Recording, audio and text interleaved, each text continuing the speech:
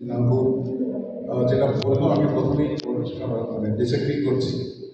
জিনাপুর সে এসে বললো যে বিভূতিভূষণ এর সাহিত্য নিয়ে এই যে উদ্দীপনা সেটা একটু অভাব হয়েছে, সেটা আমি খুব একটা অভাব হয়নি। কমল আপনি কি হয়েছে আমি তাই না? তো I disagree with you.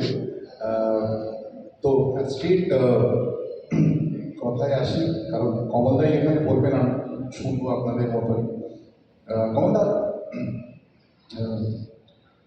বিভূতিভূষণের Bibhutibhushan বন্দ্যোপাধ্যায়ের লেখা থেকে ছবি হয়েছে, এই প্রসঙ্গ উঠলেই কেউ কিন্তু অধিকাংশই কিন্তু নিমন্ত্রণের কথা মাথায় আসে না, ঋষিপদ্মর কথা মাথায় আসে না, বাক্স বদলের কথা মাথায় আসে, পথের পাঁচালী, অপরাজিত একটু আসে হয়তো, অপসংখ্যান অসমী সংখ্যা তো পরে আসে।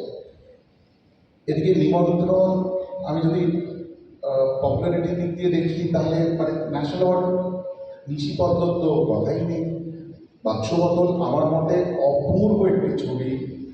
কেন বলুন তো যে ওইগুলোর কথা আসে না, আর শুধু পথের পাঁচালী দিয়েই আমরা প্রায় একটা মানুষকে ধরার চেষ্টা করি অধিকাংশ, কেন এটা হয়েছে?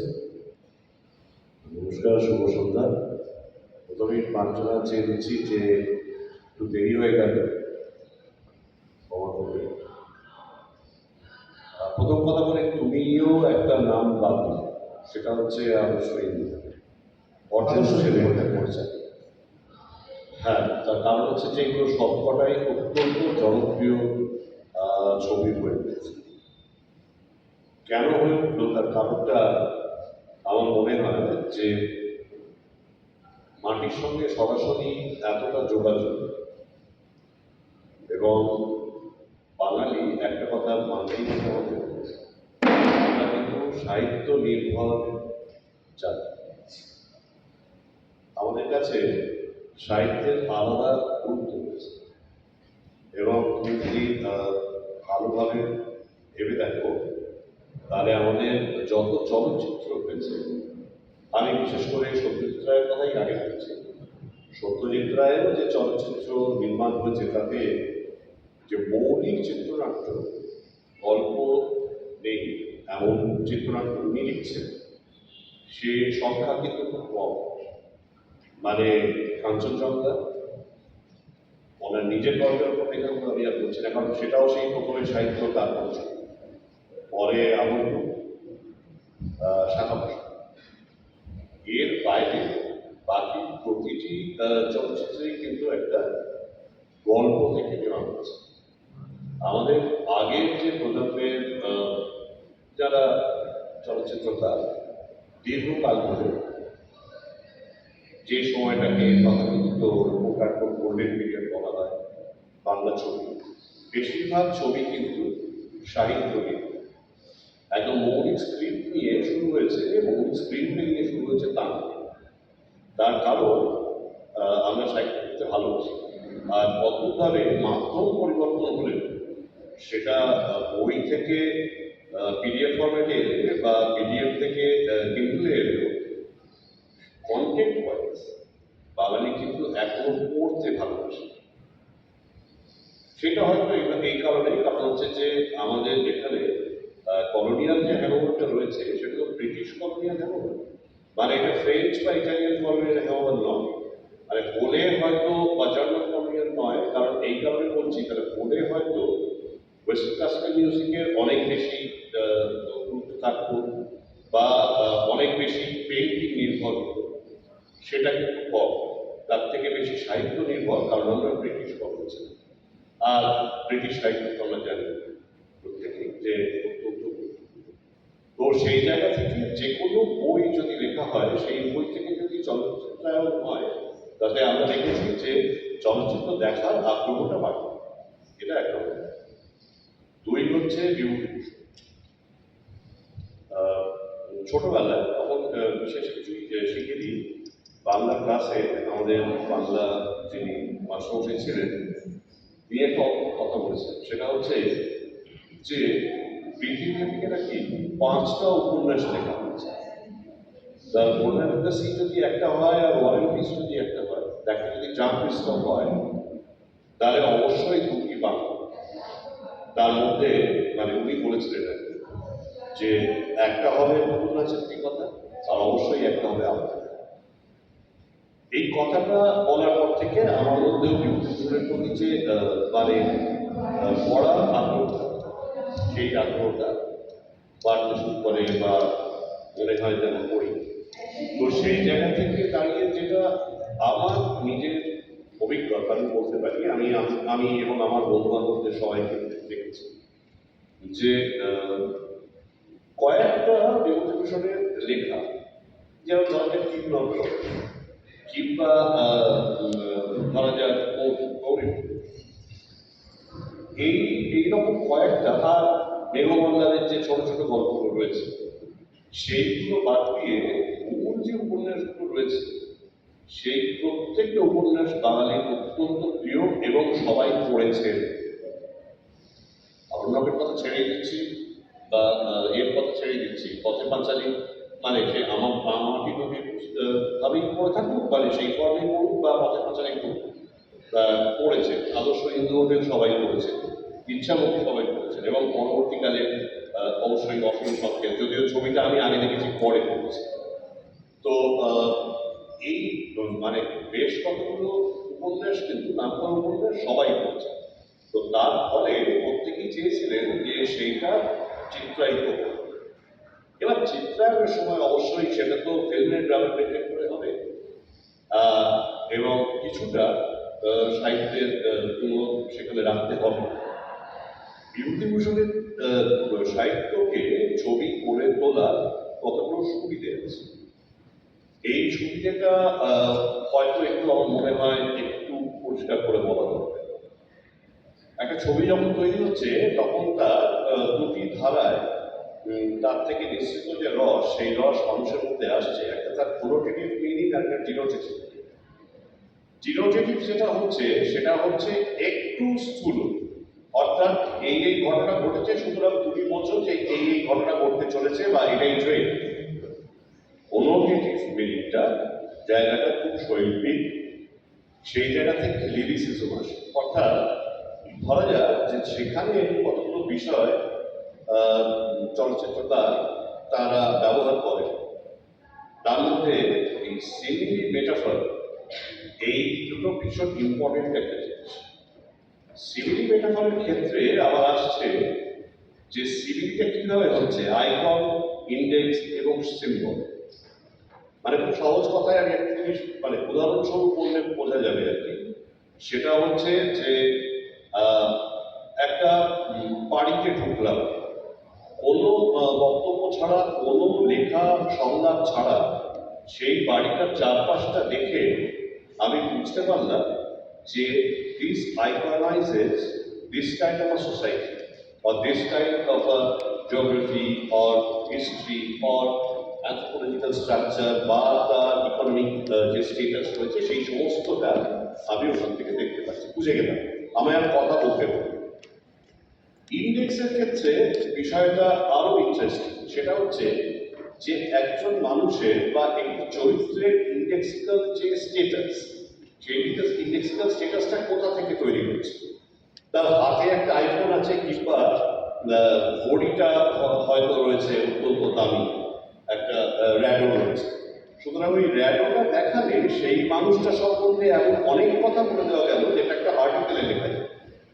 আর্টিকেলে না লিখে শুধুমাত্র একটা র্যাডো শট দেখিয়ে বা একটা মানে যে কোনো ইন্ডেক্স, তার পরা জুতো বা তার পরা জামা কাপড় বা তার বাড়িতে থাকা কোনো একটা জিনিস, সেই জিনিসটা কিন্তু ইন্ডেক্সিক্যাল অফ আ স্টেটাস হয়ে গেল, ইন্ডেক্সিক্যাল অফ টাইম জোন হয়ে গেল। যে মুহূর্তে একটা ঘড়ি আমরা দেখালাম যে এটা একটা হাওয়ার্ড মিরর ম্যারিটাইম ঘড়ি এবং তার সঙ্গে একটা ওয়ালপেপার রয়েছে, সঙ্গে সঙ্গে আমি বুঝতে পারলাম যেটা এডওয়ার্ডিয়ান কালচারে চলে গেল এবং এটা হচ্ছে হয়তো কিছুটা মানে পিরিয়ডের কিছু।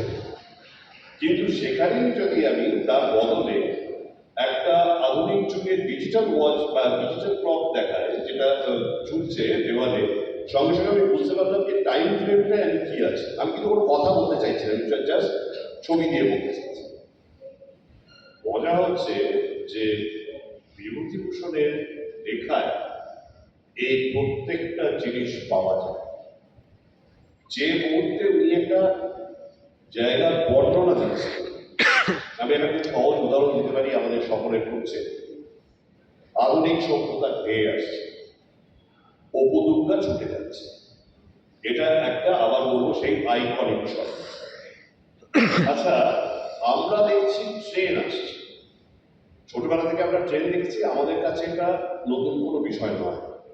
কিন্তু বিভূতিভূষণ যখন লিখছেন তখন তিনটে পরপর শব্দ গেছে, দৌড় দৌড় দৌড়।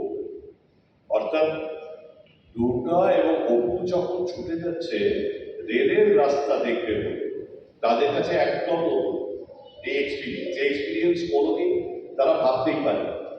আসলে কি শুধুমাত্র রেলের রাস্তাটা দেখার জন্য, রেলটা দেখার জন্য সেটা একটা শিশু মনে আকিঞ্চল হতে পারে, সেটা অবশ্যই আছে। কিন্তু পাশাপাশি একটা বিষয় আছে, খুব গুরুত্বপূর্ণ বিষয়, সেটা হচ্ছে যখন সেটা বিভূতিভূষণ লিখছে বা যখন সেটা সত্যজিৎ রায় ছবি বানাচ্ছে, তারা কিন্তু একটা যুগান্তরের গল্প বলছেন একটা শট। অর্থাৎ এই যে সামন্ত ব্যবস্থার মধ্যে দিয়ে এতদিন অপু দুর্গা এবং হরিহর বা সর্বজয়ার পরিবার ছিল, সেই পরিবারের মধ্যে ঢুকে পড়ছে ইন্ডাস্ট্রিয়াল রেভলিউশনের একটা ছোট অংশ।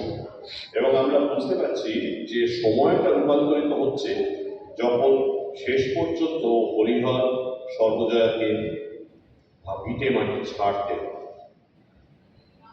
একই বিষয় ধরা যাক জলের যে মধ্যে আমরা কবিতায় অনেক সময় ওনোম্যাটোপিয়া ইউজ করি, অর্থাৎ ভীষণ ওনোম্যাটোপিক একটা ঘটনা ঘটছে, এই মুহূর্তে একটা ঘটনা ঘটছে, তার ঠিক কন্ট্রাস্টের অন্য একটা ঘটনা তার অনেক শটে আসছে। আইনস্টাইন যেটাকে বলতেন আর কি, মানে থিসিস অ্যান্টিথিসিস মিলে একটা সিনথেসিস হলো, বা মমতাজের রূপকার তিনি এই বিষয়টা বলেছেন। আমরা কিরকম অদ্ভুতভাবে দেখতে পাই, সেটা হচ্ছে যে বৃষ্টি হচ্ছে, বৃষ্টিতে দুর্গা দিচ্ছে। আচ্ছা, বৃষ্টিতে যে দুর্গা দিচ্ছে এটা তো আনন্দের বিষয়, আমাদের সবার কাছেই আনন্দের বিষয়, কিন্তু না, ওই বৃষ্টির সঙ্গে একটা মেলানকলি মেশানো হচ্ছে। তার কারণটা হচ্ছে এই বৃষ্টি ঘটনাটার পরেই কিন্তু দুর্গার শরীর খারাপ হবে এবং দুর্গা চলে যাচ্ছে। তখন যে ঝড় বা বৃষ্টিটা আসছে, সেই বৃষ্টিটা কিন্তু খুব নিষ্ঠুর বৃষ্টি, মেলানকলি আসছে। এবার আমি বললাম, ওই কারণেই বলছিলাম যে মেঘমল্লার পর্বের যতগুলো লেখা আছে এবং কিনোর দলে কিছুটা সেটা মেটাফিজিক্যাল হয়ে যাচ্ছে, মৌলিকগুলোর মধ্যে যেটা আছে বিভূতিভূষণেরই লেখা, সেইগুলোতে কিন্তু বৃষ্টি এসছে একদম দুঃখের আজ্ঞাবহ। বৃষ্টি কিন্তু সেখানে চলে যাওয়ার সঙ্গে ভীষণ মিলে যায়, বৃষ্টির মধ্যে যে মেলানকোলিয়া সেটা আসে। যদিও আমরা বৃষ্টিকে দেখি প্রোডাক্টিভ হিসেবে, যে বৃষ্টি হওয়া মানে ফুলে ফেটে উঠবে নদী, বৃষ্টি হওয়া মানে চাষবাস হবে, কিন্তু হরিহরের মানে পরিবারে বা সর্বজয়ার পরিবারে বৃষ্টি কিন্তু এরও ভয়ঙ্কর হবে। কিন্তু এই জল, এই বৃষ্টি কি আমরা আগে দেখিনি পথের পাঁচালীতে, মানে ছবিতে বলছি, পথের পাঁচালীর ছবিতে দেখেছি যখন ইন্দির ঠাকুর মারা যাচ্ছে তখন বটিটা গিয়ে একটা স্ট্যাগনেন্ট জলে পড়ছে। অর্থাৎ এই যে কিছু বিষয়, যে বিষয়গুলো খুব স্বাভাবিকভাবে মানুষের জীবনে আসে, আবার সেই জলের ওপরেই কিন্তু যখন সময় পাল্টাচ্ছে, দুর্গা চলে গেছে, তখন গঙ্গা হরিণটা লাফিয়ে ছুটে বেড়াচ্ছে, আবার প্রাণ ফিরে আসছে। কিন্তু মুশকিল হচ্ছে যে দুর্গার মৃত্যুর সঙ্গে সঙ্গে অপু পরিণত জীবন কিন্তু শুরু হয়ে যাচ্ছে। অপু কিন্তু এবার বেরোয় ছাতা কিনে, আর ছাতা ছাড়া অপু বেরোচ্ছে না, যদিও অপু ছোট। অপু তখন এতটাই পরিণত হয়েছে যে দুর্গার যে চুরি করা ছোট হার ছিল, সেই হারটা, কণ্ঠহারটা কিন্তু জলের মধ্যে ফেলে দিচ্ছে, কাউকে জানতে দিচ্ছে না যে তিনি সত্যিই এটা নিয়েছে। অর্থাৎ তার পরিণত হওয়া শুরু। আর এই যে পরিণত হওয়া শুরু হলো, এর থেকে একদম উত্তরণ, মানে আমি তিনটে ছবি নিয়ে বলছি, ছবির কথা আগে বলে দিচ্ছি এই জন্যে, কারণ তারপর সাহিত্যের বিষয়টা আসবো। কিন্তু বারবার নানা ধরনের সেপারেশন অ্যাংজাইটিতে ভুগছে। একদম প্রথমে যদি সেটা ইন্টারভিউ হয়, তারপর যদি উদ্দা হয়, একই বাংলার মেয়েদের চিত্রটি। তারপর একটা সময় যখন দূর থেকে আবার সেই ট্রেন যায় সর্বজয়ার কাছে, কাছতে কাছতে হঠাৎ অপুর সঙ্গে কথা বলতে বলতে বলছে যে শরীরটা কিছুটা খারাপ হচ্ছে জানিস, মানে আবার মৃত্যু আসছে। পরিবারের মৃত্যুটাও কিন্তু বেনারসের ঘাটে হচ্ছে সেই জলের সঙ্গে। এবং পরবর্তীতে যদিও সেটা উপন্যাসে নেই, অপর্ণার মৃত্যু উপন্যাসে নেই, কিন্তু সত্যজিৎ রায় অপর্ণার মৃত্যুটা ঘটালেন শিশুর জন্মকে দেখে। এবং এই মৃত্যুটা ঘটানোর মধ্যে দিয়ে এই যে অপুর চলার মধ্যে যে ডিট্যাচমেন্ট তৈরি হয়েছে, একটা cynical detachment towards the society, সেটা বি রুরাল বি আরবান। কারণ শহরে এসেও অপু কিন্তু নিশ্চিন্ত হতে পারেনি। সেই অপু কিন্তু সমাজ থেকে বেরিয়ে যাচ্ছে, দূরে চলে যাচ্ছে। এই যে এতগুলো কথা আমি বলছি, এই কথাগুলোর প্রত্যেকটা যখন বর্ণিত হচ্ছে উপন্যাসে, তখন কিন্তু এমন ভাবে বর্ণিত হচ্ছে সেখানে একটা ছোট ঘাস বা একটা বৃষ্টির ফোঁটা এত লিরিক্যাল হয়ে যাচ্ছে, কারণ ওই প্রত্যেকবার সেটা মেটাফরিক্যালি এত স্ট্রং হয়ে আসছে, মানে দর্শকের কাছে বা পাঠকের কাছে। সত্যজিৎ রায় খুব বেশি সরেননি পথের পাঁচালী, খুব একটা বেশি সরা যায়ও না। যন্ত্র সভ্যতাকে ধরে রেখেছেন প্রেসের মারফত, ট্রেনের মারফত।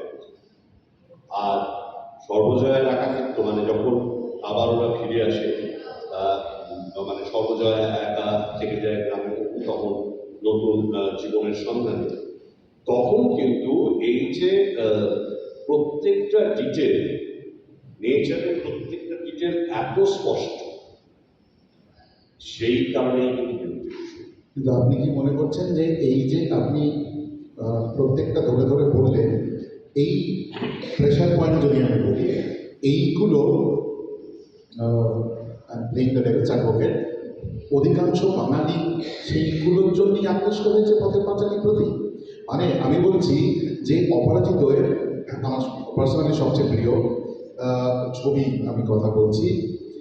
সেইখানে যখন প্রথম সর্বজয়ার মৃত্যুর খবরটা আসে, তখন কিন্তু the first reaction of Apu হচ্ছে রিলিফ। মা মারা গেছে, Apu relief, correct me if I am রং। এবং ও আসছে, তারপর ওই বাড়িটা গিয়ে, ছবিতে বাড়িটা গিয়ে দাঁড়াচ্ছে, তাকাচ্ছে, কিছুক্ষণ পর ডিসেন্ট হচ্ছে, কাঁদছে। কিন্তু প্রথমটা হচ্ছে রিলিফ, যে এতদিন বোঝা হয়েছিল মা, ওই মা, এইটা বিভূতিভূষণ করছেন। কিন্তু আপনার কি মনে হয় কমলা যে এই এই জিনিসটা ওয়েল হাইলাইটেড হয়েছে? মানে বাঙালি দর্শক বা পাঠক কি বইটা ধরেছেন, নাকি বিভূতিভূষণ নরম তপ্তপে তথাকথিত হয়েই রয়ে গেছে? না, ধরেছে কিভাবে বলি, যখন আমরা সাহিত্য পড়ছি তখন আমরা টেক্সট পড়ছি। এই টেক্সটগুলোর গুরুত্ব খুব ভীষণ বেশি। কারণ হচ্ছে যে কোন শব্দটা কোথায় ব্যবহৃত হচ্ছে সেটা অবশ্যই সমালোচকদের আলোচনার বিষয়, কিন্তু আমি সেটা বলছি না। পাঠক তখন একটা ছন্দে ভেসে চলেছেন এবং এগিয়ে যাচ্ছে, ইমেজারি তার মারফত তৈরি হচ্ছে। আসলে যখন আমরা একটা বই পড়ি, যে কোনো বই পড়ছি, তখন তো আমি আমার মতো করে আমার মনে একটা সিনেমা তৈরি করছি, আমার একটা ভিজুয়ালাইজেশন থাকছে, যে কারণে প্রত্যেক মানুষ তিনি দেখতে পান যে ঠিক কিরকম নদী, ঠিক কিরকম পাহাড়, ঠিক কিরকম ঘাস, কিরকম মাঠ। এবার মজাটা হচ্ছে সেটা হচ্ছে যে এর নিচে আর একটা লেয়ারে কিন্তু সবসময় গল্প চলে, সেটা আমরা কনসাসলি পড়ার সময় পড়ি। আমরা পড়তে পড়তে একটা সাবটেক্সটে ঢুকি, অর্থাৎ যে লেখাগুলো লেখা নেই সেগুলো দর্শক বা পাঠক নিজে নিজে তৈরি করতে চান। মাঝখানে সেই জ্ঞান যেটা লেখক লিখছেন, তার সঙ্গে তিনি শুধু টেক্সট লিখছেন না, তিনি একটা সাবটেক্সট লিখছেন। আর ওই সাবটেক্সটটা কিন্তু আমার কনসাসে নয়, আনকনসাসে আলাদা হচ্ছে। আমরা অনেক সময় একটা ইমেজ দেখে বলি যে বা কি সুন্দর, কিন্তু এই বা কি সুন্দরের পেছনে লাইটটা কোথায় পড়েছে, তার কালারটা কি, তার টেক্সচারটা কি, তার পেছনের যে বিজ্ঞানটা সেটা কি, এবং এই যে এসেন্সটা তৈরি হয়েছে এটা যে অনেক কিছু মিলে হয়েছে সেটা তো আমরা তখন বিচার করে দেখি না, আমরা বলি খুব ভালো লাগলো দেখি। পাঠক যখন পড়ছে সেই লেখায় জনপ্রিয় হচ্ছে যখন আনকনসিয়াস লেভেলে বিটুইন দ্য লাইনস অনেক কিছু বলার আছে বা অনেক কিছু তিনি বুঝে ফেলছেন, সেটা কনসিয়াস লেভেলে নয়। এই আনকনসিয়াসটা মানে আমি বলবো যে কালেকটিভ আনকনসিয়াসটা মানে গ্রাম জীবনের কালেকটিভ আনকনসিয়াস, আমি একটা খুব ছোট উদাহরণ দিয়ে বোঝা যাচ্ছে। সেটা হচ্ছে যে আমরা বলবো যে গ্রামকে বর্ণনা করলেই মানুষ মানে কোথাও মানে যারা বাচ্চারা যখন ছবি আঁকে বা আমরা সবাই যখন এঁকেছি তখন দেখা যায় দূরে কতগুলো পাহাড়, তারপর দিয়ে একটা সূর্য উঠছে, তারপরে একটা নদী গেছে ও নদীটা সামনে এসছে ও তারপর একটা গাছ আছে, একটা খুঁটি আছে। আদর্শ গ্রাম ওরকম হয় না, কিন্তু আমরা আঁকি কেন? কারণ আমরা আঁকি কারণ হচ্ছে যে আমরা প্রত্যেকটা এলিমেন্টকে ওই একটা ক্যানভাসে মানে ওগুলো সব আইকনস, বিভিন্ন গ্রামের আইকন মিলে একটা আদর্শ গ্রাম আমরা এঁকে নিচ্ছি। এবার বিষয়টা হচ্ছে যখন আমি এঁকেছি তখন কিন্তু আমি লজিকটা দিয়ে প্রশ্ন করি। আমরা যখন ছোটবেলায় আঁকি তখন কেউ আমাদের বলে না যে জানলা দরজার লেভেল আসলে এক। আমরা দেখি জানলা দুটো দুদিকে এঁকেছি, মাঝখানে একটা দরজা গেছি সেটা একটু নিচু। আসলে ইঞ্জিনিয়ারিং কনস্ট্রাকশনে সেটা হয় না। কিন্তু আমরা বাচ্চাবেলায় ছোটবেলায় যখন আমার লার্নিংটা কম এবং আমার অবজারভেশনটা অনেক বেশি তখন আমি এটা আঁকি কারণ ইট এপিটোমাইজেস আ গ্রাম, আ পারফেক্ট ভিলেজ। সেই পারফেক্ট ভিলেজ হলে পৃথিবীতে কিছু হয় না, কিন্তু আমরা পারফেক্টটাই আঁকি। আমি যদি কোনো একজন মানে পেইন্টারকে বলি একটা গোলাপ ফুল আঁকতে, সেই গোলাপ ফুলটা কিন্তু সবসময় আঁকবে আদর্শ গোলাপ ফুল। তার একটা পাপড়ির মধ্যেও পোকা খাওয়া থাকবে না, একটা পাপড়িও কুচকে থাকবে না, বা একটা কাঁটাও ভেঙে থাকবে না। আদর্শ গোলাপ ফুলটা সে আঁকবে। এই আদর্শ গোলাপ ফুলটা আঁকবে বলে সে একটু আনরিয়ালিস্টিক হবে, একদম রিয়েল জিনিসে থাকবে না। যেটাকে আমি বলবো শব্দটা অনুসারে কথাটা সত্যি আসলে একটা ট্রান্সেন্ডেন্টাল লেগেছে। যে কোনো ক্রিয়েশনই একটা পয়েন্টে গিয়ে ট্রান্সেন্ডেন্স অ্যাচিভ করছে। এবার বিভূতিভূষণের উদাহরণস্বরূপ বলা যেতে পারে, যে বিভূতিভূষণ বিষয় সেই জন্য বলছি যে যিনি শুরু করলেন মূলত একটা অনেক মৃত্যুর মধ্যে দিয়ে যাওয়া একটি মানুষের জীবনের গল্প নিয়ে, যিনি একদম শুরুতে অনেকগুলো ছোটবেলায় অনেকগুলো চাইল্ডহুড ট্রমা হিসেবে অনেকগুলো মৃত্যু দেখেছে, নিকট মানুষের মৃত্যু দেখেছে, দুর্গার মৃত্যু দেখেছে সবচেয়ে ইম্পর্টেন্ট, এবং সর্বজয়ার মৃত্যু দেখেছে। তারপর যখন মায়ের মৃত্যুর প্রশ্ন আসছে তখন বা বাবার মৃত্যুর প্রশ্ন অব্দিও সে কিন্তু অসম্ভব ইমোশনালি ইনভলভ, কিন্তু মায়ের মৃত্যু অর্থাৎ সর্বজয়ার মৃত্যুর সময় কিন্তু আস্তে আস্তে তার ডিট্যাচমেন্ট আসতে শুরু করে দিয়েছে। অ্যাকচুয়ালি আবারও বলছি, উপন্যাসের এই ছবিতে আছে সর্বজয়ার মৃত্যুর পর সে কিন্তু ভেঙে পড়ছে না, সে তখন বিশ্ব সাথে যোগী জেতায় বিধান। সারা পৃথিবী তার জায়গা বা তার মানে ঘোরাফেরার অঞ্চল বলে সে চলে যাচ্ছে, ছেলেকে নিয়ে যাচ্ছে না, ফ্যামিলি বন্ড ভেঙে যাচ্ছে। এবার এইটা দুটো জায়গা থেকে দেখতে পারি, একটা সাইকোলজিক্যাল জায়গা থেকে দেখতে পারি, সেটা হচ্ছে যে একদম একটা সভ্যতা, যে সভ্যতা তার জীবনকে প্রায় নিঃশেষিত করেছে, সেই সভ্যতার বাইরে সে কোনো সভ্যতা খুঁজতে যাচ্ছে, এবং সেই খুঁজতে যাওয়ার পদ্ধতিটা হচ্ছে আমাদের যখনই সাইকোলজিক্যালি আমরা সবাই একটা ইগো অ্যাংজাইটিতে ভুগি, তো সেই ইগো অ্যাংজাইটির বদলে আমরা নিজেরা নানা ধরনের ডিফেন্স মেকানিজম তৈরি করি। তখন অপুর ডিফেন্স মেকানিজমটা কিন্তু হয়ে যাচ্ছে একদম সাবলিমেশন, অর্থাৎ সে তখন পৃথিবীর এই যে পৃথিবী এবং নিসর্গের এই যে মুক্ত জায়গাটা তার সঙ্গে মিশে যেতে চাইছে। এবার যদি সেটাই আমি পলিটিক্যাল পয়েন্ট অফ ভিউ থেকে বলি, অর্থাৎ উইথ আ পলিটিক্যাল ফিলোসফি, তখন আমরা দেখছি যে একটা সমাজ পরিবর্তিত হচ্ছে, একটা সময় 1928 সালে লেখা 29 সালে পাবলিশ করা, সুতরাং সেই সময়টার কথা ভাবুন যে একদিকে ক্লাসিক্যাল লিবারাল ইকোনমিক্স কাজ করছে, যার জন্য আর কয়েকদিন পরে একদম স্টক মার্কেট ক্র্যাশ করবে, হুভারের প্রেসিডেন্সিয়াল পলিসি ফল করবে, ব্ল্যাক ফার্স্টে ব্ল্যাক মার্কেট সব আসবে, পরপর গ্রেট ডিপ্রেশনের দিকে ঢুকছি।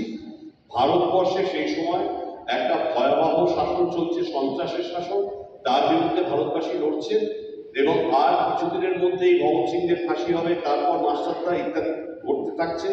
তাছাড়া মুভমেন্টসগুলো রয়েছে। আবার ঠিক পাশাপাশি সেই সময়টাতে যন্ত্র ব্যবহার বেশি করে শুরু হচ্ছে আমাদের, মানে সারা ভারতবর্ষেই হচ্ছে, আমাদের বাংলায় বিশেষ করে হচ্ছে। এই যে পরিবর্তনটা হচ্ছে, এইটাকে খুব সুন্দর করে বর্ণনা করা গেছিল যে it has pitilessly torn asunder the mortally feudal ties that bind man to his natural superior. অর্থাৎ আমার বাবা, আমার মা, তারা যারা আমার থেকে ন্যাচারাল সুপিরিয়ার, তাদের সঙ্গে আমার যে বন্ড ছিল, it is killing that and it is drowning myself into the icy water of egotistical calculations. ক্রমশ আমি অনেক বেশি অঙ্কের মধ্যে ঢুকছি, আবেগচ্যুত হচ্ছি, যেটা আজকে চূড়ান্ত হয়ে গেছে। এবার সেই সময় সেই পরিবর্তনটা কিন্তু শুরু হচ্ছে। সেই পরিবর্তনটাকে মেনে নিয়ে আমাদের কিন্তু ভাবতে হবে যে এই অপুর ক্রমশ ডিট্যাচমেন্ট শুরু হচ্ছে। কিন্তু মজার কথা হলো, আমি যে কারণে কথা শুরু করলাম সেটা হচ্ছে অপুর ডিট্যাচমেন্টের গল্পের পর তার পরবর্তী ধাপে কিন্তু আসছে আবুল নয়। যখন কিন্তু, বা আদর্শ হিন্দু হোটেলের কথা আগে বলি, আদর্শ হিন্দু হোটেল যখন কিন্তু আর আদর্শ হিন্দু হোটেলের অপু সে কিন্তু ছেড়ে যাচ্ছে না। অর্থাৎ হাজারি ঠাকুর কিন্তু তার যে কষ্ট, তার যে একটা স্বপ্ন, সেই স্বপ্নকে জিতিয়ে দিচ্ছেন বিভূতিভূষণ, কষ্টের কাছে হেরে যাচ্ছে না। হাজারি ঠাকুর কিন্তু ডিট্যাচমেন্টে যাচ্ছেন না, উনি কিন্তু আরো বেশি করে ওনার যে স্বপ্ন একটা হোটেল তৈরি করা, সেই হোটেল তৈরি করার স্বপ্নে আসছেন। অর্থাৎ কোথাও গিয়ে আগে যেটা ট্রান্সেন্ডেন্টালিজমে চলে গেছিল, এবারে সেটা গেল না, এবারে আরো বেশি রুটেড, আরো বেশি সাফল্য বা সাকসেসের দিকে হাজারি ঠাকুর যাচ্ছে। সেই হাজারি ঠাকুর যখন সত্যচরণ হচ্ছে, অর্থাৎ তার উপর যখন গাছ কেটে বনভূমি ধ্বংস করার আদেশ আসছে, সেটা যখন সে করছে, তখন কিন্তু তার মধ্যে গিল্ট অনেক বেশি কাজ করছে। অর্থাৎ আধুনিক সভ্যতার মধ্যে সত্যচরণের যে বিন্যাস, সেটা কিন্তু অপরাধ বোধ অনেক বেশি করে উঠে আসছে সেখানে। সেখানে কিন্তু বোঝা যাচ্ছে যে যে জঙ্গলকে আমি ভালোবাসি, সেই জঙ্গলকে কেটে সাফ করতে হচ্ছে, আমি করবো না।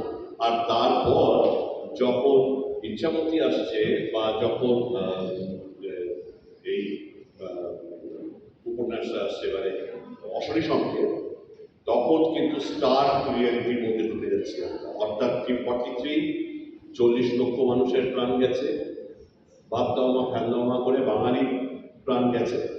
এবং উইনস্টন চার্চিল এক জায়গা থেকে বলছে যে ইন্ডিয়ানস আর ব্রিডিং লাইক পিগস, আমাদের খাবার, সেই খাবার চলে যাচ্ছে জাপানিজ সীমান্তে, যারা ব্রিটিশ সোলজার রয়েছে তাদের এর জন্যে চূড়ান্ত ব্ল্যাক মার্কেটিং হচ্ছে। একটা দাঙ্গার মতো এর সূত্রপাত হচ্ছে, মানে পরিবেশ তৈরি হচ্ছে রাজনৈতিকভাবে। সেই সময় দাঁড়িয়ে কিন্তু উনি অশরী সংকেত দিচ্ছে, যে অশরী সংকেতে কিন্তু, মানে অশরী সংকেত ছাড়া আমার খুব বেশি মনে পড়ে না, মানে নবান্ন নাটক বাদ দিলে একদিকে তারাশঙ্করই মূলত ধাতু দেবতা, তারাশঙ্করের হাসি বাকি উপকথা, এইগুলো ছাড়া বাংলার মন্ডলকে এত বড় শৈল্পিক কাজ, মানে অশরী সংকেতের মতো, সেটা কিন্তু সত্যি আমার মনে পড়ে না। অর্থাৎ বিভূতিভূষণ এইখানে কিন্তু ওই ট্রান্সেন্ডেন্টাল বা স্পিরিচুয়ালিজম ইত্যাদি থেকে বেরিয়ে একদম রিয়েলিজমের জায়গায় চলে আসছে এবং একটা অপূর্ব উপন্যাস সৃষ্টি করেছে। সুতরাং বিভূতিভূষণের এই যে জায়গাটা, আমার মনে হয় যে প্রত্যেক ক্ষেত্রেই মানুষকে এমনভাবে গাঁথতে গেছে, বিভূতিভূষণ কোনোদিন মানুষ বিভূতিভূষণের লেখা পড়বেন না বা ছবি হতে পারে। বেশ, এই জার্নিতে যাবো, আমাদের সময় খুব বেশি নেই। না না না না না একেবারে না, এটা বলি আপনার বেশি বলার জন্যই তো আজকে আমরা এসেছি। বলছি যে একটা ছোট, আমি তৃণাঙ্কুরের সঙ্গে কথা বলছিলাম, তৃণাঙ্কুর বলছিল যে বিভূতিভূষণ যখন লিখতেন তখন ওনার মূল মানে তত্ত্বটা ছিল হচ্ছে যে আমার যতটুকু মোমেন্টটা ক্রিয়েটেড হচ্ছে ওই মোমেন্টটা আমার কাছে মূল, বাকি পুরোটা আমি ফেলে দিই। এইবার মানে তার মানে তো উনি একজন ফিল্ম মেকারের মতনও ভাবছেন প্রায়, মাথায় একটা এডিট চলছে। এই জন্যে নয় যে তার ছবি নিয়ে, তার লেখা নিয়ে ছবি হবে, অবশ্যই নয়, কিন্তু এটা তো ফিল্ম মেকার মানে আপনি যখন একটা তৈরি করেন মাথায় একটা এডিট চালিয়ে নেওয়া, সেটা রাইটাররা অবশ্যই করেন, কিন্তু আমাকে তো কেউ বেঁধে দিচ্ছে না যে আমি এতটুকুনি লিখতে পারবো, পাতায় আমার কেউ বাঁধছে না, অন্তত তখন তো বাঁধই না, এখন বাজছে। হ্যাঁ তখন তো বাঁধই না। তো এইটা আপনি যদি একটু ছোট করে বলেন যে আপনার কি মনে হয় যে মানে এই যে আপনি শুরুতেই বললেন যে বিভূতিভূষণের ছবিগুলো ফিল্মেবল, লেখাগুলো সরি, তো এইটা কি একটা ইম্পর্ট্যান্ট বলছেন যে শুধু মোমেন্টটা ক্রিয়েট করে করে চলে যাচ্ছে, বাকি কিন্তু ফেলে দিচ্ছে খুব নির্মমভাবে নিজের ক্রিয়েশন। এইটা উনি করছেন আপনার মনে ফিল্ম মেকারের মতনই প্রায়। হ্যাঁ, করছে এবং করছে শুধু নয়, মানে বিষয়টা হচ্ছে যে যে ডেসক্রিপশন, ভিভিড ডেসক্রিপশন, প্রত্যেকটা লেখায় আমরা যখন পৌঁছে গেছি যে প্রতিটা লেখায় সেই আবহটা তৈরি করে ফেলতে পারেন। এই আবহ তৈরির বাইরে যদি কিছু থাকে, আমি ব্যক্তিগত অভিজ্ঞতা থেকে তো বলতে পারবো না, আমি সেভাবে দেখিনি, আমি পাবলিশ বই দেখেছি, পড়েছি, কিন্তু হ্যাঁ সেইখানে হয়তো একটা এডিট প্রসেস কাজ করছে।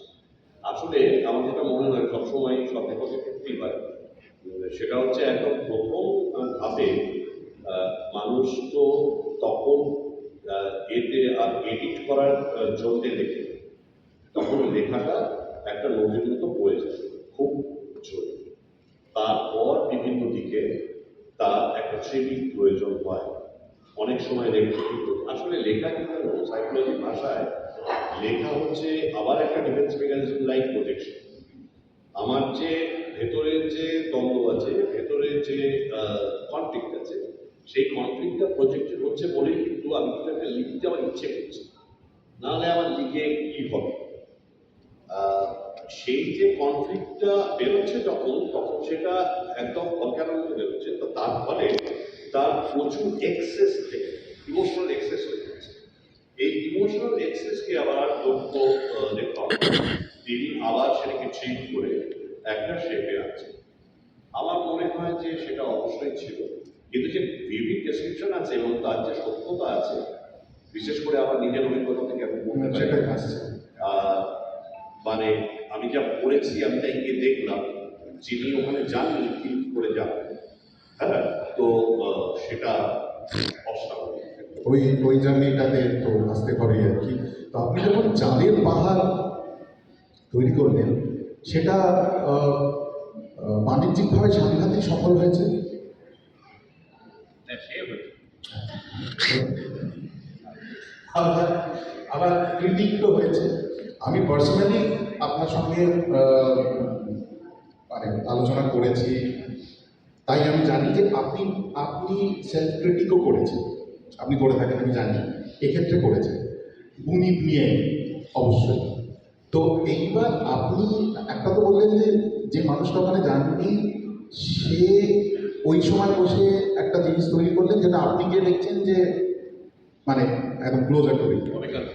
একদম সেইটা হলো। এবার আপনি যখন চাঁদের পাহাড় বানাচ্ছেন আপনি বিভূতিভূষণকে কীভাবে ইন্টারপ্রেট করতে চাইলেন, কীভাবে ইন্টারপ্রেটেড হলো সেইগুলো তো অনেকগুলো বাধ্যবাধকতা থাকে বা তাতে আমরা যাওয়ার কথা নয়, কিন্তু আপনি যখন টেক্সটটাকে ধরছেন এবং আপনি আপনার একটা টেক্সট তৈরি করছেন সেইটা আপনি কীভাবে অ্যাপ্রোচ করবেন বিভূতিভূষণ। এবং এরপর আসবো হচ্ছে জাস্ট এ করে দিচ্ছি যে তারপর আপনি অ্যামাজন অভিযান, সেটা আরও দুঃসাহসিক একটি জিনিস করলেন যেখানে আপনি বিভূতিভূষণ এর একটা টেমপ্লেট যদি ধরি, সেই টেমপ্লেটটাকে সফল টেমপ্লেট সেইটাকে নিয়ে গিয়ে ফেলছেন সম্পূর্ণ অন্য একটা জায়গায়, যেখানে বিভূতিভূষণ হয়তো যদি করতেন হোয়াট ইফের জায়গায় নিয়ে গিয়ে ফেলেন। তো আপনি যদি চাঁদের পাহাড়টাকে আপনি কীভাবে অ্যাপ্রোচ করলেন সেটা যদি একটু বলেন, এবং করেই ফেলেন উনি क्या বিষয়টা দুটো, একটা হচ্ছে যে আসলে ছোটবেলায় বরণের নকলাতে চাঁদের পাহাড় এই দুটো একসঙ্গে পড়েছে। তারপরে চাঁদের পাহাড় পড়লে প্রত্যেক মানুষের ভিডিও রয়েছে, এবং সত্যি বলছি আফ্রিকায় না গিয়েও ভিডিও রয়েছে। আমিও তার আগে আফ্রিকা যাই না, ওই এই ছবি শুনতে তার আগে যাই। তো সবসময় মনে ইচ্ছে ছিল যে এই ধরনের একটা কিছু করলে হয়, কারণ সত্যি ওটা মানে ঠিক মানে ওই ধরনের ছবি আমরা হলিউডে অনেক দেখেছি, কিন্তু বাংলায় দেখিনি। আর মানে অন্যান্য ল্যাঙ্গুয়েজে তাদের বাজেট ইত্যাদি থাকলেও তারা খুব একটা এইসব বিষয়ে করতে ইচ্ছুক।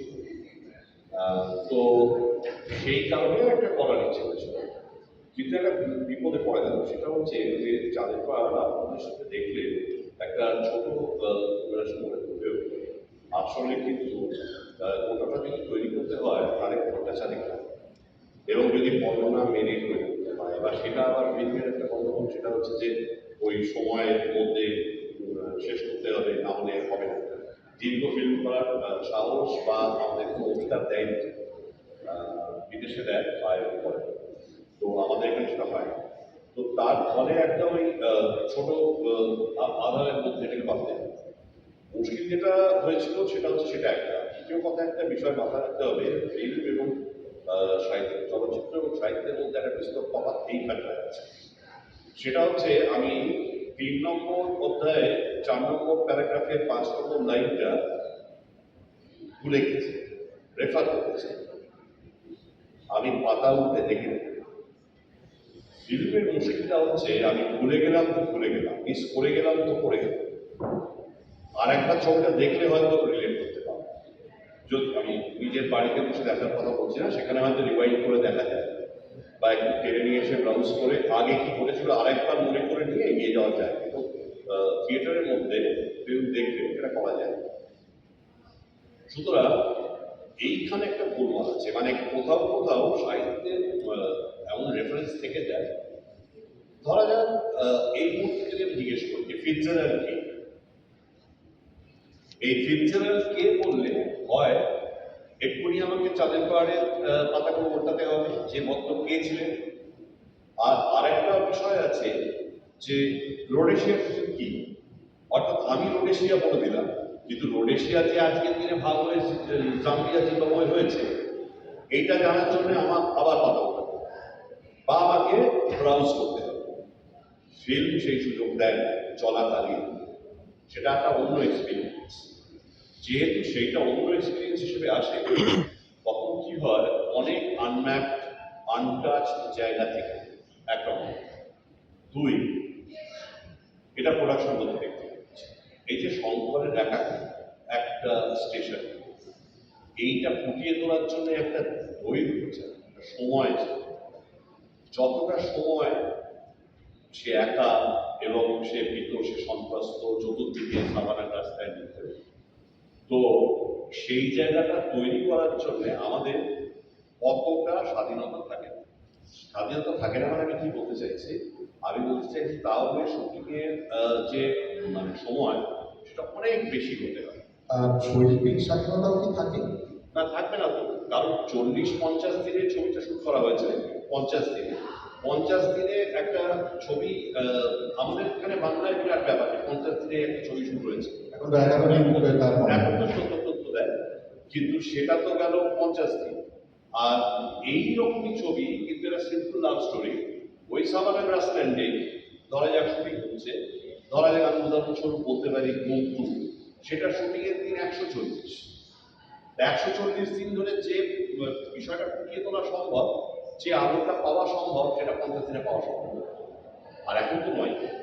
তো তার ফলে যেটা হয়েছে যে সেইখান থেকে একটা লিমিটেশন থাকে, যে কারণে আমার মনে হয়েছে যে অনেক জায়গা যেগুলো অত্যন্ত পোয়েটিক, সেই পোয়েটিক জায়গাগুলো তৈরি করা যায়। আর একটা বিষয় যেটা মনে হয় সেটা হচ্ছে যে ওনার যে চিন্তাভাবনা, যেভাবে উনি ভেবেছিলেন, সেইটা করার জন্য, এটা অবশ্য 1913 সাল মানে 12 সালে করা। আজকের দিনে হয়তো হলে একটু পাল্টাতে পারেন, এখনকার কম্পিউটার জেনারেটেড ইমেজেস অনেক বেটার হয়েছে, তৎকালীন দিনে সম্ভব ছিল না। এবং সেই সময় সবে সবে আসছে সিজিএম। তো তার ফলে সেই সব জায়গায় প্রচুর খামতি থেকে গেছে, প্রচুর প্রচুর খামতি থেকে গেছে। আহ, সেই জায়গায় একদম আদর্শ যেভাবে তৈরি করা সেটা তৈরি করা যায়, মানে সত্যিই যায়। এবং সরি, আমি জাস্ট করছি, আপনাকে কি এমন কিছু একটা বলা হয়েছিল যে চাঁদের পাহাড় বাচ্চাদের ছবি বানান? আহ, শুধু বলা হয়েছিল না, ব্যাপারটা কি চাঁদের পাহাড় সম্বন্ধে আমাদের কনসাসনেস যে প্রথম কথা হচ্ছে চাঁদের পাহাড় যেটাকে বলা হয়, অ্যাকচুয়ালি চাঁদের পাহাড় যেটাকে বলা হয় সেটা তো কিলিমাঞ্জারো। কিলিমাঞ্জারোটা একটা, আমরা আলোচনা করছি রিক্টার স্কেল। রিক্টার স্কেল নিয়ে যখন আলোচনা আমরা করছি তখন মানে অ্যাকচুয়ালি বিভিন্ন উপজাতি ওখানে তো আছে। তো মূলত ওই অঞ্চলটা জুলু অধ্যুষিত। তো সেই জুলু অধ্যুষিত যে অঞ্চলটা রিক্টার স্কেল, সেই তারা কিন্তু আবার বিভিন্ন পাহাড়কে মানে মাউন্টেন অফ মুন বা চাঁদের পাহাড় করে। সেটা তাদের ট্রাইবাল কালচারের মধ্যে আসলে সোজা কথা, যে কোনো কিছু যেটা ঘোরার মানে যেটা ওঠা সম্ভব নয় বা দুঃসাধ্য সেখানে ওঠা, সেটাকে তারা চাঁদের পাহাড় বলে। এবং সেটাকে আহ, মানে পুজো করার মতো করে, পুজো ঠিক নয়, আমরা যে সেন্সে বলছি পুজো সেই পুজো নয়, মানে একটা দেবতার রূপ ধারণ করানো হয় সেই পাহাড়কে বা সেই গাছকে। কিন্তু সেইটা বিরাট খারাপ। যেটা অবাক হয়েছিল আমি সেটা অবাক, সেটা হচ্ছে সায়েন্টিস্টরা লিখছে এবং বাংলায় বসে দিচ্ছে। কিন্তু আমি ধরে নিচ্ছি হাউসম্যানের ওই বই পড়ে দিচ্ছে বা ম্যাপ দেখে দিচ্ছে। প্রথম কথা, সংস্কৃত অর্থনীতির ছাত্র, তিনি এত ভালো করে মানে বর্ণনা দিচ্ছেন, ভৌগোলিক বর্ণনা, সেটা একেবারে মানে সত্যি বলছে যে কোনো লেখকের পক্ষে সাধ্য। এইটা কি করে সম্ভব হয়েছিল আমি জানি না, কারণ এক্স্যাক্টলি যা যা বইতে লেখা আছে এক্স্যাক্টলি ঠিক ঠিক সেই বিষয়ই কিন্তু দেখতে পাওয়া যায় ওই আপার রেঞ্জ এবং পরে লোয়ার রেঞ্জ অঞ্চলে। এইটা অভূতপূর্ব। আমার আসলে একটা বিষয় যে সত্যজিৎটা করেছে অন্য হয়ে আলোচনা করেছে, আমরা হয়েছি, কিন্তু তার আগে যে বাঙালি ছিল, যারা রেনেসা পরবর্তীকালে নিজের বাঙালি এবং যারা মানে স্বাধীনতার আগে লিখেছেন বা 60-এর দশক 70-এর দশকে লিখেছেন, তাদের একটা বিশ্ববিখ্যাত ছিল। তাদের চোখটা ছিল সারা পৃথিবীকে দিয়ে নিজের অবস্থানটা যাচাই বিভূতিভূষণের শিখেছে। সেটা না হলে কখনো নেচার বলা যায় বা মানুষ বলা যায়, বা nature external and inherent two human beings, এইটার এত স্পষ্ট করে এবং এত সততা নিয়ে লেখা আরো পক্ষে সম্ভব। শেষ জিজ্ঞাসা, ওই যেটা করেই ফেলেছি, যে অ্যামাজন অভিযান যখন ধরলেন এবং আমি ওই গল্প তৈরির প্রসেসটায় আমরা ছিলাম বলে আমি জানি, তো আপনি যদি একটু বলেন যে আপনি একটা ওই টেমপ্লেট ধরে বিভূতিভূষণের মতো আরেকটা জিনিস তৈরি করছেন, সেইটা কোন কোন জিনিসগুলোকে আপনি বিভূতিভূষণ থেকে নেওয়ার দিয়ে অ্যামাজনের ওই প্রান্তরটায় ফেলে একটা ছবি তৈরি, মানে আপনার টেমপ্লেটটা কী ছিল? না, প্রথম কথা হচ্ছে বিভূতিভূষণের মতো করে নয়, বিভূতিভূষণের পদার্থ অনুসরণ করে একদম। বিষয়টা হচ্ছে আমরা দেখেছিলাম যে দুর্গম যে যে অঞ্চল আছে পৃথিবীতে, সেই দুর্গম অঞ্চল ছাড়া সেই গল্প সম্ভব। যেমন আফ্রিকা ছিল, আফ্রিকা এই 1909 সালে আফ্রিকা, তখন আসলে মানে নির্দিষ্ট ঘটনার মধ্যে তখন আসলে জাবোর ঘটনাটা ঘটে। জাবোতে রেল লাইন পাততে গিয়ে যে সিংহের যাওয়া ইত্যাদি, যার উপরে হলিউডের বিখ্যাত ছবি পোস্টার দাগ করেছে, সেটা হয়নি। 1937 সালে লিখে ফেলেছেন ঘটনাটা, এবং 1909 ধরে তো। এবার তারপরে ওই রকম দুর্গম এবং একটা ওই রকম সময় আর কোথায় কোথায় যেতে পারে একটা দেখছিলাম আমরা, সেটা হচ্ছে যে এই ক্যান্ডিডো লন্ডন এবং থিওডোর রুজভেল্ট, এই রুজভেল্ট লন্ডনের একটা সাইন্টিফিক এক্সপিডিশন ছিল, যেটা রিও মাদেরা, মানে রিও মানে রিভার, পর্তুগিজের মাদেরা মানে মানে একটা ট্রিবিউটারি অফ অ্যামাজন। তো সেখানে গিয়ে তারা হারিয়ে গেছিলেন যে হারিয়ে যাওয়ার পর অনেকেই দিতে পারে ভয়ঙ্কর অবস্থা হচ্ছে, সেইরকম একটা দুর্গম তীরে হচ্ছে অ্যামাজন। তো পরবর্তীকালে অ্যামাজোনিয়া যে অঞ্চলটা সেটা বিশাল অঞ্চল, যদিও সেখানে গাছ কাটা ভয়ঙ্কর শুরু হয়ে গেছে এবং অরণ্য প্রায় 20% কেটে ফেলা হয়েছে, এবং অনেক প্রজাতিকে মেরে ফেলা হয়েছে, অনেককে তাড়িয়ে দেওয়া হয়েছে আপাতত। কিন্তু সেই ভয়ঙ্কর যে মানে ভয়ের জায়গা এবং রোমাঞ্চের জায়গা সেরকমই পড়ে আছে অ্যামাজন। একটা অবশ্যই যেখানে মানুষ যেতে পারে না এরকম জায়গা, সেটা হচ্ছে ডেফিনেটলি সাইবেরিয়া একটা অংশ, আর পড়ে আছে তাজমাল। বাকি তো পৃথিবী সবাই ঘুরে ফেলেছে এবং সব জেনে ফেলেছে এবং সেখান থেকে সব বেরিয়েও করে ফেলেছে। মারিয়ানা ট্রেঞ্চ পৃথিবীর সব থেকে গভীর স্থল, সেখানেও এখন গিয়ে দেয়ার অফ মিনারেলস বার করে ফেলেছে। সুতরাং মানুষ চতুর্দিকে চলে গেছে এবং বসবাস করছে। কিন্তু ওই কিছু যে জায়গাগুলো বেঁচে রয়েছে, যেগুলো এখনো নিষ্পাপ ভার্জিন হিসেবে আছে, যার মধ্যে একটা ইনোসেন্স আছে, সেই নেচারের কোলে না হলে কিন্তু বিভূতিভূষণের স্বার্থ, বিভূতিভূষণের পদার্থ অনুসরণ করার স্বার্থ। কারণ আসলে এর একটা গল্প আছে, সেটা হচ্ছে যে বিভূতিভূষণের টোটাল সবকটাই একটা করে জার্নি, খুব বড় বড় জার্নি, সেটা সবসময় ম্যান ইন নেচার, সবসময় তার পার্সপেক্টিভটা নিয়েছে। তো সেটাও যেরকম আছে, আবার সেই সময়টা যে আর্থ সামাজিক রাজনৈতিক আধার, সেইটা মানুষ কি করে মোল্ড করছে সেটাও আছে। পরবর্তী শেষের দিকে অর্থাৎ এই যখন আস্তে আস্তে মেটাফিজিক্যাল জায়গাতে কিন্নর এবং তারপর তান্ত্রিকের মধ্যে ঢুকছে আস্তে আস্তে, তখন কিন্তু উনি এই মানে সামাজিক বাস্তবতার উপরে একটা বাস্তবতা দেখতে পাচ্ছে, একটা উত্তরণ হচ্ছে দেবযান। দেবযান হচ্ছে সব থেকে ভালো মনে হয় জানি না, সেই জন্যই দেবযান বাঙালির কাছে সবচেয়ে কম পঠিত বা বিদিন কম প্রিয় কিন্তু। হ্যাঁ, কিন্তু দেবযানের ফিল্ম পসিবিলিটি সবচেয়ে বেশি। আপনি করবেন? হ্যাঁ, আমি করবো না, করলে কেউ দেখবে না, সেটা না। এই আমি এটাই বলছিলাম, করলে কেউ দেখবে না, এই এই মানে বাঙালিকে এটাই, তার এই যে বাঙালি আপনি এতক্ষণ ধরে যেটা বললেন সেটা। তার কারণটা আমরা নিজেরা, আমরা আমাদের সাহিত্য, আমাদের শিল্প, আমাদের যা যা আছে মানে সংস্কৃতি বিষয়গুলোকে আমরা তুলে ধরছি না।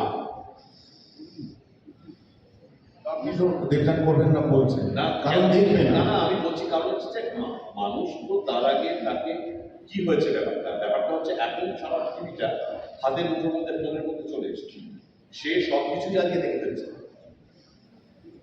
একটি শিশু, আমার কোনো আপত্তি নেই কেউ যদি হ্যারি পটার বা লর্ড অফ দ্য রিংস দেখে পাবে, আমার কোনো আপত্তি নেই, কিন্তু ঠাকুমার চুলটাও পড়তে হবে। এবার ঠাকুমার চুলটা তার হাত থেকে সরিয়ে নিয়ে শুধু হ্যারি পটারটা দিলে সে ভাবছে যে ওই অলৌকিক বিশ্বটা ওরাই তৈরি করতে পারে।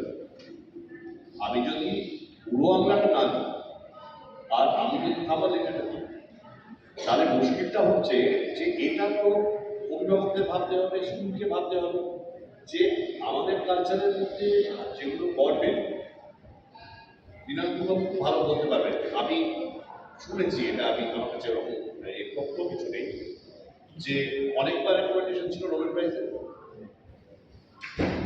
প্রশ্ন এসেছিল নোবেল কমিটি থেকে, ইন্ডিয়ান গভর্নমেন্ট উত্তর দেয়। হ্যাঁ, এই বিষয়গুলো তো হয়েছে।